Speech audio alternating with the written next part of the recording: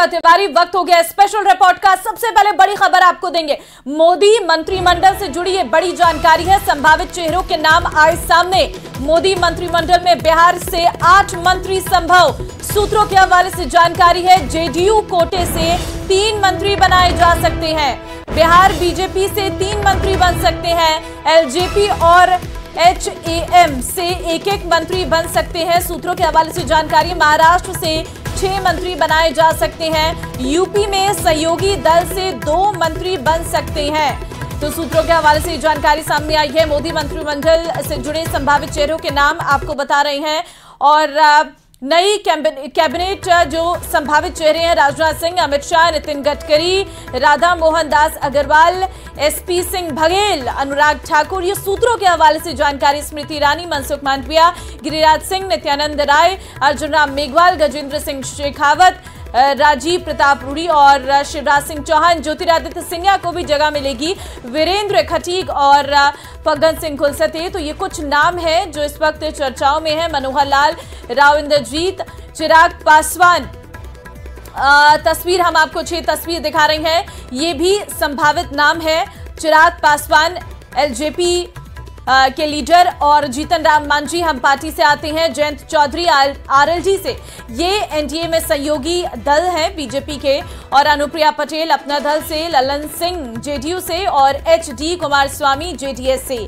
तो मोदी 3.0 और मोदी मंत्रिमंडल में किसको जगह मिलेगी, ये सबसे बड़ा सवाल है। लेकिन संभावित चेहरों के नाम सामने आ चुके हैं। हम एक एक करके आपको नामों के बारे में जानकारी दे रही हैं, क्योंकि बीजेपी के जो सहयोगी दल हैं जिन्होंने मिलकर NDA बना है, NDA में जो भी दल हैं उनमें से सभी को मंत्रिमंडल में जगह मिलेगी। जितने भी दल हैं उनमें से एक चेहरे, 2 चेहरे संभव है कि उन्हें जगह मिल सकती है। और ऐसे में कई नाम निकलकर सामने आ रहे हैं। चिराग पासवान को जगह मिलेगी मंत्रिमंडल में, उन्हें कोई अहम पद दिया जा सकता है। जीतन राम मांझी हम पार्टी से आते हैं, उन्हें जगह मिलेगी। जयंत चौधरी RLD, क्योंकि इस बार वो NDA के साथ है तो उन्हें भी मंत्रिमंडल में जगह मिलेगी। एक बड़ी खबर और देंगे। राहुल गांधी को नेता विपक्ष बनाने का प्रस्ताव पास हुआ है। CWC की बैठक में सर्वसम्मति से यह प्रस्ताव पास किया गया है। आज शाम होगी कांग्रेस संसदीय दल की बैठक। संसदीय दल की बैठक में प्रस्ताव पर चर्चा होगी। बड़ी खबर, राहुल गांधी को नेता विपक्ष बनाने का प्रस्ताव पास किया गया है। संसदीय दल की बैठक में आज ये प्रस्ताव पर चर्चा होगी। बड़ी खबर, CWC की बैठक में सहमति से सबकी ये प्रस्ताव पास हो गया है। आज शाम को कांग्रेस संसदीय दल की बैठक रहने वाली है और संसदीय दल की बैठक में प्रस्ताव पर चर्चा होगी। ये जानकारी निकलकर सामने आई है। हमने रिक्वेस्ट की, हमने सभी ने कहा कि हिंदुस्तान के वोटर्स की और जो कांग्रेस के वर्कर्स हैं उनकी सबकी डिमांड है कि राहुल गांधी को आना चाहिए आगे और उनको एक्सेप्ट करनी होगी। तो सबने राहुल गांधी का नाम रखा और उन्हें इस चीज़ को एक्सेप्ट करना होगा। इस बात की जानकारी नेताओं की तरफ से दी गई है। तो फिलहाल क्योंकि विपक्ष का नेता कौन चुना जाएगा, इसको लेकर भी लगातार चर्चा हो रही थी। विपक्ष में इस बार इंडिया गठबंधन रहने वाला है और एक अच्छे आंकड़े के साथ इस बार विपक्ष में बैठेगा इंडिया गठबंधन, जिसमें से बताया जा रहा है कि नेता विपक्ष के रूप में राहुल गांधी का नाम सामने आया था और इस प्रस्ताव को पास भी कर लिया गया है।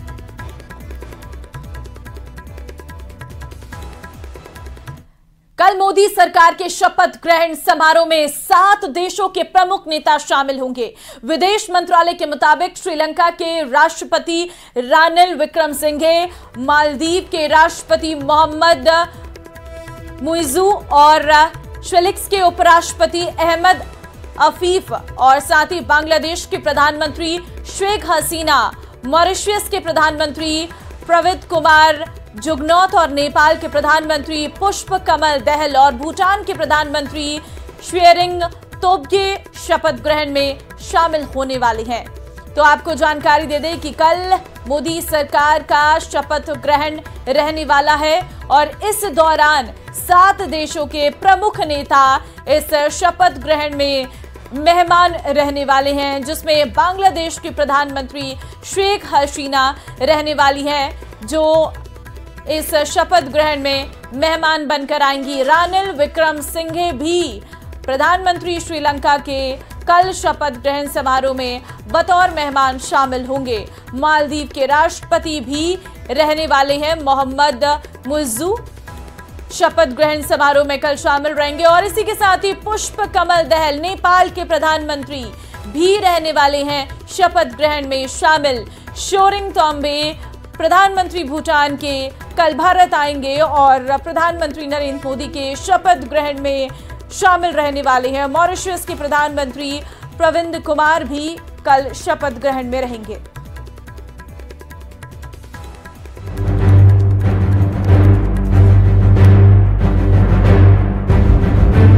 ये तस्वीरें बहुत खास हैं। 18वीं लोकसभा की फाइनल टैली आने के बाद अब सरकार बनाने की बारी है और मौका एक बार फिर देश ने प्रधानमंत्री नरेंद्र मोदी को दिया है। एनडीए ने पीएम मोदी को संसदीय दल का नेता चुन लिया है और राष्ट्रपति ने पीएम मोदी को सरकार बनाने का न्योता सौंप दिया है। लोकसभा के नेता के रूप में माननीय नरेंद्र मोदी जी के नाम का प्रस्ताव करता हूं। मन से समर्थन करता हूं। भारत की जनता को सर आप पर पूरा विश्वास है। नरेंद्र मोदी जी के साथ आई सपोर्ट श्री नरेंद्र मोदी। श्री नरेंद्र मोदी जी के नाम का समर्थन करता हूं। उसका अनुमोदन करता हूं। I support Shri Narendra Modi ji. Is the proudest moment in my life. Shri Narendra Modi ji को समर्थन देती है। पार्टी के तरफ से पूरा समर्थन देता हूं। श्री नरेंद्र मोदी जी के नाम का समर्थन करता हूं। श्री नरेंद्र मोदी जी के नाम का समर्थन करती हूं।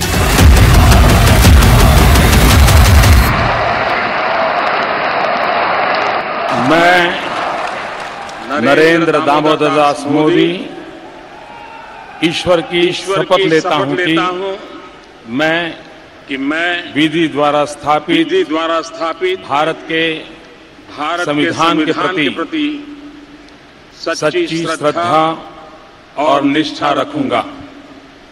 मैं भारत की प्रभुता और अखंडता का अक्षुण्ण रखूंगा। मैं संघ के प्रधानमंत्री के रूप में अपने कर्तव्यों का श्रद्धापूर्वक और शुद्ध अंतःकरण से निर्वहन करूंगा। अब से बस कुछ ही घंटों बाद देश में सत्ता के इतिहास का एक नया अध्याय खुलेगा, जब 6 दशकों में पहली बार लगातार तीसरी बार नरेंद्र मोदी प्रधानमंत्री पद की शपथ लेंगे। मैं संघ के प्रधानमंत्री के रूप में अपने कर्तव्यों का श्रद्धापूर्वक और शुद्ध अंतःकरण से निर्वहन करूंगा। इसके पहले ये रिकॉर्ड सिर्फ पंडित नेहरू के नाम था, लेकिन पीएम मोदी के तीसरी बार के शपथ ग्रहण में और भी कई रिकॉर्ड बनने जा रहे हैं। एनडीए के सभी साथियों ने मुझे फिर से एक बार इस दायित्व के लिए पसंद किया है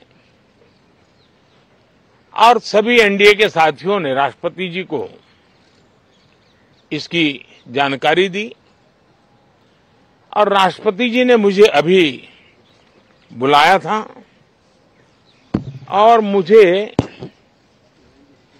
प्रधानमंत्री डेजिग्नेटेड के रूप में काम करने एक नियुक्ति दी है।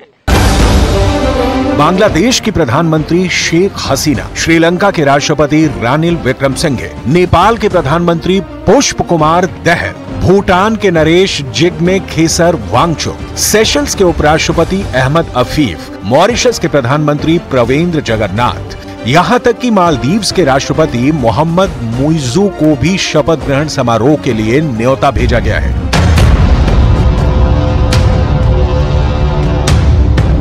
मालदीव के प्रेसिडेंट मुइज़्ज़ू को बुलाना इसलिए भी खास है क्योंकि मुइज़्ज़ू उन नेताओं में गिने जाते हैं जो अपने देश में चीन के प्रति दोस्ती और भारतीय नागरिकों को भगाने वाले अभियान चलाते हैं। लेकिन यह ध्यान देने वाली बात है कि प्रधानमंत्री नरेंद्र मोदी ने अपने पहले शपथ ग्रहण समारोह के दौरान भी सार्क के देशों को इन्विटेशन दिया था।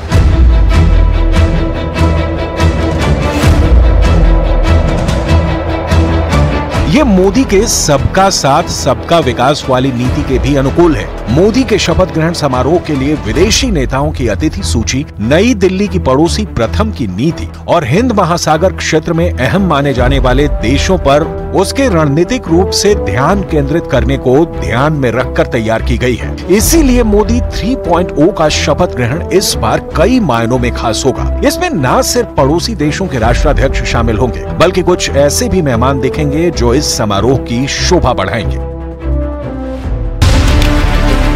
पीएम मोदी के तीसरे शपथ ग्रहण कार्यक्रम में वकील, डॉक्टर, कलाकार, सांस्कृतिक कलाकार, प्रभावशाली व्यक्ति और अलग अलग पेशे से जुड़े प्रमुख व्यक्तियों को भी कार्यक्रम में बुलाया गया है। सभी धर्मों के करीब 50 प्रमुख धार्मिक गुरुओं को कार्यक्रम में आमंत्रित किया जाएगा। इसके अलावा सेंट्रल वेस्टा परियोजना के मजदूर, ट्रांसजेंडर, विकसित भारत के राजदूत, सफाई कर्मचारी और लाभार्थी भी आमंत्रित किए जाएंगे। इसके साथ ही आदिवासी महिलाएं, पद्म सम्मान से सम्मानित लोग भी शामिल होंगे। 2014 में भी जब नरेंद्र मोदी ने पहली बार प्रधानमंत्री पद की शपथ ली थी, वो समारोह भी परंपरागत समारोहों से बहुत अलग था। 2019 में भी पीएम मोदी के शपथ ग्रहण समारोह में भी परंपरा से अलग बहुत कुछ हुआ और अब की बार भी खास होने जा रहा है। प्रधानमंत्री नरेंद्र मोदी ने जो 2 टर्म की सरकार चलाई है, वो एनडीए की ही सरकार थी, लेकिन उसमें बीजेपी को पूर्ण बहुमत हासिल था। ये पहली बार होगा कि पीएम मोदी एनडीए की सरकार चलाएंगे, जिसमें बीजेपी को पूर्ण बहुमत हासिल नहीं है। लेकिन जिस तरह से एनडीए के सहयोगी दलों ने पीएम मोदी के प्रति विश्वास जताया है, वो अब की बार की सरकार को भी खास बनाता है और खास सरकार के शपथ ग्रहण के लिए जाहिर है तैयारियां भी खास हो रही हैं। और चलिए इस बीच एक बड़ी खबर आपको देंगे। आज शाम कांग्रेस संसदीय दल की बैठक रहेगी। बैठक में नए संसदीय दल के नेता का चयन होगा। सोनिया गांधी को चुना जा सकता है संसदीय दल का नेता। सूत्रों के हवाले से जानकारी, मल्लिकार्जुन खड़गे बने रहेंगे राज्यसभा में नेता प्रतिपक्ष। सूत्रों के हवाले से यह भी खबर है, लोकसभा में नेता प्रतिपक्ष के नाम का ऐलान बाद में किया जाएगा। तो फिलहाल अपडेट आपको दे रहे हैं। सूत्रों के हवाले से जानकारी है कि आज शाम कांग्रेस संसदीय दल की बैठक रहने वाली है और सोनिया गांधी को चुना जा सकता है संसदीय दल का नेता। वहीं मल्लिकार्जुन खड़गे बने रहेंगे राज्यसभा में नेता प्रतिपक्ष। लोकसभा में नेता प्रतिपक्ष के नाम का ऐलान बाद में किया जाएगा।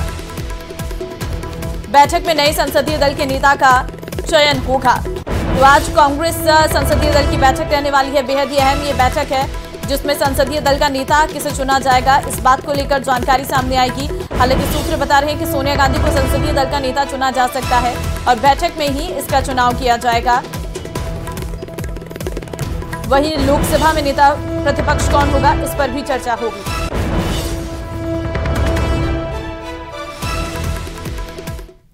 आगे बढ़ते हैं। प्रधानमंत्री नरेंद्र मोदी ने शुक्रवार को राष्ट्रपति भवन जाकर राष्ट्रपति द्रौपदी मुर्मू से मुलाकात की और सरकार बनाने का दावा पेश किया।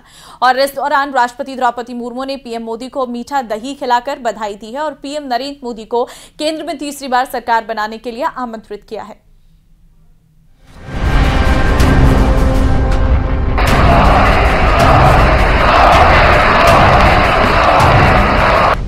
भारत माता की वंदे,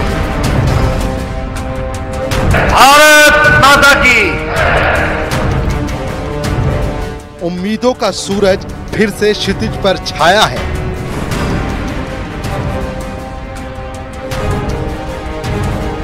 हर बाधाओं को तोड़कर एक बार फिर से मोदी आया है। स्वागत है भाई, स्वागत है।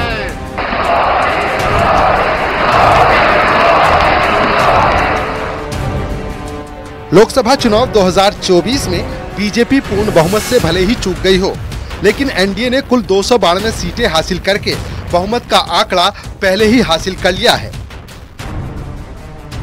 मोदी की तीसरी शपथ से पहले एनडीए की बैठक में पीएम के जोरदार स्वागत ने सबको जोश से लबरेज कर दिया। इस बैठक में सभी दलों के शीर्ष नेता, सीएम और सांसदों ने भाग लिया। बैठक के बाद पीएम के नाम पर फाइनल मुहर लग गई है और 9 जून को नरेंद्र मोदी प्रधानमंत्री पद की शपथ लेंगे।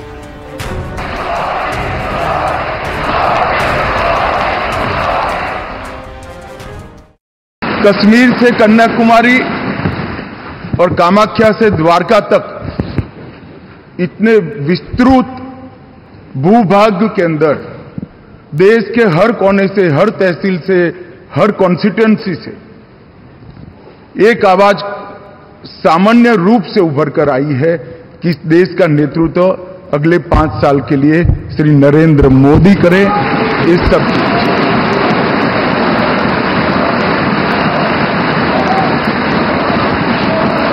और 10 साल जो प्रधानमंत्री जी के रूप में मोदी जी ने काम किया, इसमें हर क्षेत्र में युगांतकारी परिवर्तन करने का काम उनके नेतृत्व में भाजपा एनडीए सरकार ने किया है और देश की जनता का ये जनादेश उसको एक्नॉलेज करता है, इस पर मजबूत ठप्पा लगाता है। हमारी party Janata Dal United, Bharatiya Janata party संसदीय दल के नेता आदरणीय श्री नरेंद्र मोदी जी को भारत के प्रधानमंत्री पद के लिए समर्थन देती है। आज ये बहुत ही खुशी की बात है, 10 साल से ये प्रधानमंत्री हैं और फिर प्रधानमंत्री होने जा रहे हैं। I proudly propose the name of Sri Narendra Modi ji on behalf of Telugu Desam Party for the post of Prime Minister of this great nation. संविधान सदन यानी पुरानी संसद के सेंट्रल हॉल में एनडीए के संसदीय दल की बैठक में एनडीए के सहयोगियों का भव्य स्वागत किया गया। पीएम मोदी ने खुद भी नवनिर्वाचित सांसदों का स्वागत किया और पार्टी के कार्यकर्ताओं के परिश्रम का जिक्र करते हुए उन्हें धन्यवाद दिया। पीएम ने एनडीए को तीसरी बार बहुमत मिलने पर सहयोगियों का धन्यवाद दिया और कहा, न हम हारे थे न हारे हैं, हम विजय को पचाना जानते हैं। कि न हम हारे थे न हम हारे हैं।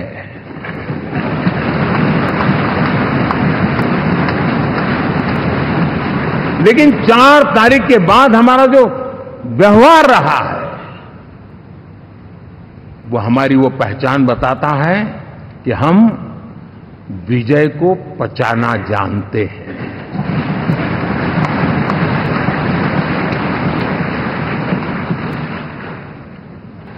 हमारे संस्कार ऐसे हैं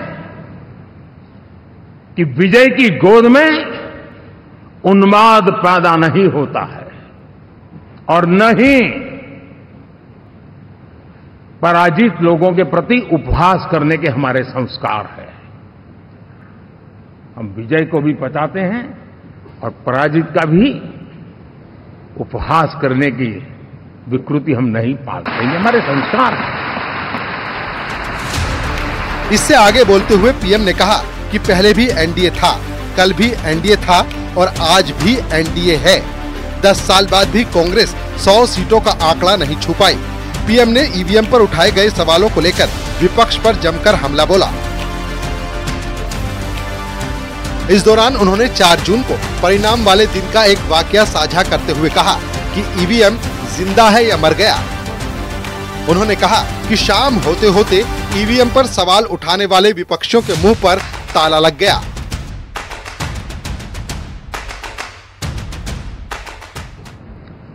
इंडी गठबंधन वाले जब ईवीएम का विरोध करते हैं तो मैं सिर्फ एक चुनाव के रूप में नहीं देख रहा। मैं मानता हूं ये लोग मन से पिछली शताब्दी के सोच वाले लोग हैं। वे टेक्नोलॉजी को हम महत्व न समझते हैं, न टेक्नोलॉजी स्वीकार करने को तैयार है। और ये सिर्फ ईवीएम में दिखाई दिया, ऐसा नहीं, यूपीआई में दिखाया। जब हमने कहा कि हिंदुस्तान के लोग डिजिटल ट्रांजैक्शन करेंगे, फिनटेक की दुनिया में आज हिंदुस्तान का नाम हो गया, मानने को तैयार नहीं। आधार आज देश की एक पहचान बना है। मैं तो देख रहा हूं कि मुझे कई देश कहते हैं कि हमें आधार की पद्धति से आगे बढ़ना है, आप कैसे मदद कर सकते हैं। उस आधार को रोकने के लिए सुप्रीम कोर्ट में बार बार जाकर के परेशानियां पैदा की। यानी मूलतः ये प्रगति के विरोधी, आधुनिकता के विरोधी, टेक्नोलॉजी के विरोधी इंडी अलायंस हमने देखा है। साथियों, इस देश के लिए ये भी चिंता का विषय है कि विश्व में भारत के लोकतंत्र की ताकत को कम आंकने का प्रयास, और कितना एक्सट्रीम है। मैं दुनिया में ढोल पीट रहा हूं कि हम मदर ऑफ डेमोक्रेसी है, और ये दुनिया में जाकर के बता रहे नहीं हमारे देश में तो डेमोक्रेसी ऐसा कुछ नहीं कि वो मोदी बैठ गया है, वो एक चाय बेचने वाला यहां पहुंच कैसे गया, कुछ तो गड़बड़ की होगी। ये जो इनकी मनस्थिति है जी, भारत के नागरिकों को चुनाव प्रक्रिया के प्रति अविश्वास पैदा करने का जो उनका षड्यंत्र है, मैं मानता हूं कि अब दुनिया भी भारत के लोकतंत्र की विविधता, विशालता, व्यापकता, गहनता, इन सबको भी जानने समझने के लिए आकर्षित होगी। ऐसे इस चुनाव के नतीजे में देखता हूं।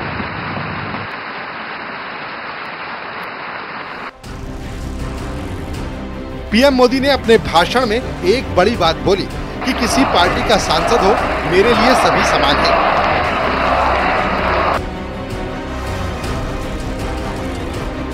विकसित भारत के अपने सपने को साकार करके रहेंगे। मोदी ने दक्षिण के राज्यों में एनडीए को मिली बढ़त का जिक्र किया। इस दौरान विशेष रूप से केरल का उल्लेख करते हुए कहा कि वहां हमारी विचारधारा को लेकर हमारे कार्यकर्ताओं पर जुल्म किया गया। इतना तो जम्मू कश्मीर में भी नहीं हुआ था। आज पहली बार केरल से हमारा प्रतिनिधि सदन में होगा। इस दौरान उन्होंने आंध्र प्रदेश और तेलंगाना में बड़ी जीत पर भी खुशी जाहिर की। Bureau report, news 18। चलिए, स्पेशल रिपोर्ट में फिलहाल के लिए बस इतना ही। आप आगे देखिए मारो राजस्थान में तमाम राजस्थान की बड़ी खबरें। नमस्कार।